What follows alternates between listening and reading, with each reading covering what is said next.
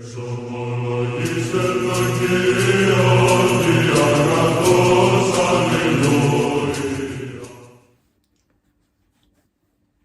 nderuar miq, të dashur vëllezër dhe motra më Krishtin, ja ku jemi së bashku në takimin tonë të përditshëm komenti i shkrimit të shenjtë.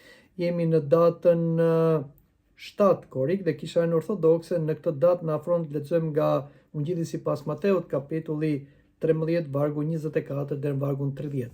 Le ta lexojmë këtë pjesë ungjillore dhe ta komentojmë sipas ëtërve. Konkretisht lexojmë: Ai u propozoi atyre një shëmbulltyr tjetër. Mbretëria e qiejve ngjan me një njeri që mbulli farë të mirë në arën e vet. Por ndërsa njerëzit po flinin, erdhi armiku i tij dhe mbolli egjen në përgrur dhe iku. Kur më pas gruri u rit dhe jepte fryt, u duk edhe egjera. Dhe shërbëtorët e padronit të shtëpisë ju afruan atij dhe i thanë: Sot a nuk e mbjell farë të mirë në arën tënde? Vallë, nga doli egjera? Dhe ai u tha atyre: Këtë e ka bërë armiku. Atëherë shërbëtorët i thanë: A do t'i shkojmë e ta shkulim? Por ai tha: Jo, kam frikë se duke shkulur egjen bashkë me të do shkulim edhe grurin. I lini të rriten bashkë deri në të kora. Në kohën e korjes unë do të them korsve: Mblidhni më parë egjen, lidheni në duaj për ta djegur, por grurin futeni në ambarin tim. Kjo pra është shëmbulltyra e egjës dhe e grurit që, siç thash, gjendet te Ungjilli sipas Mateut dhe etrit e kishës e kanë komentuar. Por le ta marrim varg për varg dhe të komentojmë sipas etërve. Ai u propozoi aty një shëmbulltyr tjetër. Mbretëria e qiejve ngjan me një njeri që mbulli farë të mirë në arën e vet. Pra, sipas etërve të kishës, njeriu që mbolli këtë farë në mirë është Krishti. Ara është bota ose patjetër duhet kuptojmë zemrat e njeriut, sepse Krishti nuk mbolli thjesht gru nëpër ara, por mbolli fjalën e Perëndisë te zemrat e njerëzve. Fara e mirë janë edhe bijtë e mbretërisë, fjala e Perëndisë dhe veprat e mira. Perëndia nuk krijon të keqen. Ai mbjell gjithmonë të mirën. Fillimi i veprës së tij është gjithmonë i pastër. Pra, Perëndia bën punët e tij mirë, sepse është i mirë nga natyra e vet. Duhet dim se çdo gjë fillon me thirrje për të mirën. Çdo familje, sidomos edhe kisha dhe shoqëria, ndërtohet mbi farën e mirë që mbjell Perëndia. Por fatkeqësisht shikojmë që gjërat pastaj edhe ndonjëherë degradojnë. Kjo nuk është përgjegjësia e Perëndisë. Më konkretisht lexojmë më poshtë në vargu 25. Po ndërsa njerëzit po flinin, erdhi armiku i tij dhe mbolli egjer në përgrur dhe iku. Armiku pra tjetër është djalli, i cili është i armikut padukshëm, por që kërkon të luftojë gjithmonë veprat e Perëndisë. Dhe duhet dim se atje ku ngrihet një kishë me bekimin e Zotit, edhe djalli, siç thonë etrit, ngre paraklisjen e vet. Domethënë ka pjesën e tij, i është dhënë leje që ai deri në ardhen e dytë të Krishtit të bëj punët e tij të liga që t'i kundërvjet Perëndisë, por gjithmonë djalli do të humbas. Gjumi që na përmendet tu nuk kupton pakujdesinë shpirtërore të njerëzve. Djalli nuk krijon, pra sepse ai është krijesë, por çfarë bën djalli? Ai vetëm prish punët e Perëndisë, ato që Perëndia i ka mbjellë në zemrat e njerëzve, me anë të fjalës së tij dhe hirit të tij. Shën Johan Gojarti thotë: Djalli vepron fshehurazi. Ai nuk vjen hapur, por vepron kur njeriu humbet vigjilencën e tij. Kur ne lëm pas dore lutjen, shkrimin, pra studimin, jetën shpirtërore, zemra mbushet lehtë me krenari, urrëtie dhe me mashtrim. Këto janë farët e liga të djallit, i cili i mbjell në zemrat e njerëzve të cilët nuk kanë vigjilencë shpirtërore. Por flasim edhe për vargu 26. Kur më pas gruri u rit dhe jepte frut, u duk edhe egjera. Në fillim e keqja nuk mund të dallohet. Ajo duket si një naivitet. Vetëm me kalimin e kohës, frytet tregojnë natyrën e vërtetë të së keqes. Njeriu njihet nga frytet, jo nga pamja. Pra, në pamje çdo njeri mund na duket njeri korrekt, por çfarë thot dhe bën ai tregon se çfarë njeriu është, çfarë energjie ai mbart dhe përcjell. O të Zotit, pra hirin e Zotit, ose mbart energji demoniake. Jo çdo mësim, çdo udhëheqës ose çdo ide është menjëherë e dallueshme. Pra, koha zbulon frytet. Kështu që duhet të jemi të kujdesshëm. Apostulli Pavli na thot: provojini frymrat. Prandaj duhet jemi të kujdesshëm për ato që shikojmë dhe dëgjojmë. të kemi frymë në dallimit, dhe kjo frymë dallimi vjen nga një mendje e përullur dhe nga një lutje që i bëhet Perëndis për dalluar një person ose një fenomen dhe që ne të dim të pozicionohemi. Sepse e keqja vepron fshehurasi. Vargu 27 ne lexojmë: dhe shërbëtorët e padronit të shtëpisë ju afronë atij dhe i thanë: Zot, a nuk e mbjell fare të mirë në arën tënde vallë nga doli egjëra? Si të kuptojmë? Kjo është pyetja që njerëzit bëjnë gjithmonë, që nga doli e keqja, pse duhet të jetë dhe e keqja? Nëse Perëndia është i mirë, pse ekziston dhe e keqja? Kjo duket si një pyetje filozofike ose si një pyetje që në një farë mënyrë sipas atyre që bëjnë kërkojnë ta bëjnë përgjigje Zotit dhe t'i vënë në siklet teologët. Por duhet dim se nuk është një pyetje e mirë, është një pyetje e gabuar, sepse Perëndia kur nuk bën keq. Perëndia bën gjithmonë mirë dhe nuk është përgjegjës për të keqen. Mos ja atribuo Perëndis atë që lind nga mëkati, liria e keqpërdorur dhe veprimi i së keqes, që bëhet me lirinë njerëzore ose me indiferencën tonë.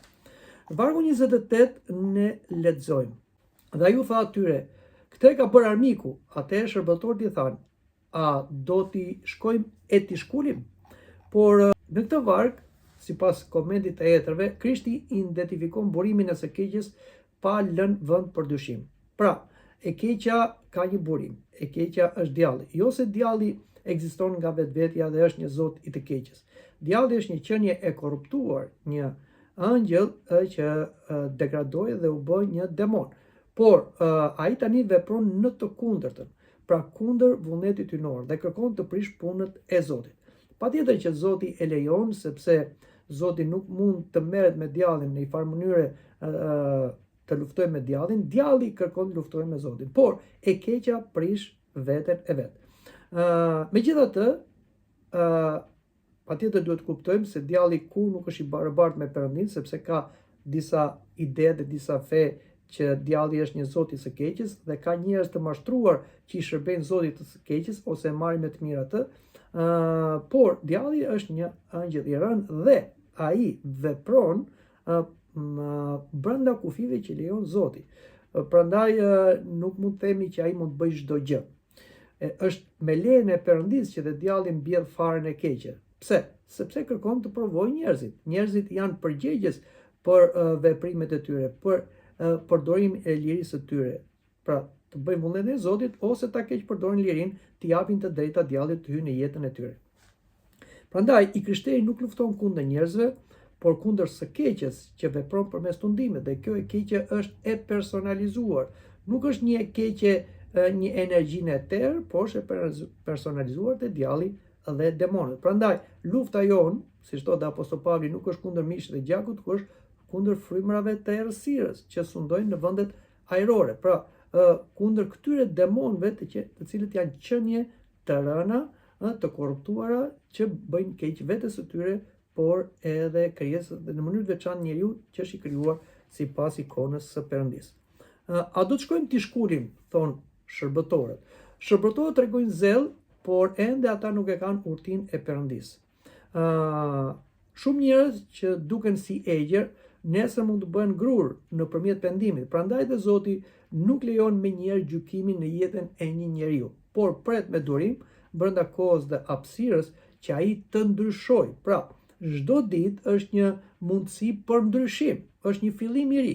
Kështu që kjo është e para arsye që Zoti nuk e dënon të keqen me njerë, por i lë hapësirë asaj që njeriu të zgjedhë, por dhe të ndryshojë. Perëndia pret me durim. Prandaj edhe neve nuk duhet të nxitojmë të gjykojmë, sepse neve duhet të bëjmë durim si bën durim Zoti për korrigjimin e një personi. Perëndia sheh atë që ne nuk e shohim, sheh në zemër, por sheh edhe përtej kohës dhe hapësirës së kufizuar që kemi ne.